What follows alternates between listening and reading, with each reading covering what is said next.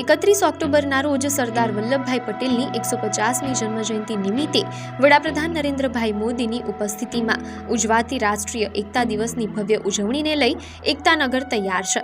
દેશભરના આમંત્રિતો, અધિકારીઓ, કર્મચારીઓ અને જનતાને સુવિધા મળી રહે તે માટે વિશાળ તાત્કાલિક વસવાટની વ્યવસ્થાઓ માટે ડોમમાં રહેણાંકથી લઈ ભોજન સુધીની સુવિધાઓ ગુજરાત પ્રવાસન નિગમ દ્વારા કુલ 11 ડોમ ઊભા કરવામાં આવ્યા છે, જેમાંથી 7 ડોમ અન્ય રાજ્ય અને જિલ્લાઓમાંથી આવતા નાગરિકો માટે, 2 ડોમ બંદોબસ્ત માટે ફરજ બજાવનારા પોલીસ જવાનો માટે તથા 2 ડોમ ભોજન માટે બનાવવામાં આવ્યા છે।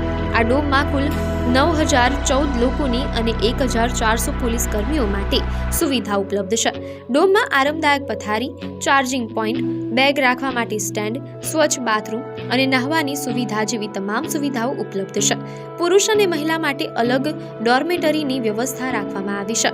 દરેક ડોમમાં વેન્ટિલેશન અને ફાયર સેફટી સહિતની સુવિધાઓની પણ પૂરતી તકેદારી લેવામાં આવી છે। એકતાનગર ખાતે નોંધણી કાઉન્ટર અને પ્રાથમિક સારવાર કાઉન્ટર પણ સ્થાપિત કરવામાં આવ્યા છે, જ્યાં આવતા મહેમાનોની નોંધણી સાથે જરૂરી આરોગ્ય સેવાઓ ઉપલબ્ધ કરવામાં આવી રહી છે।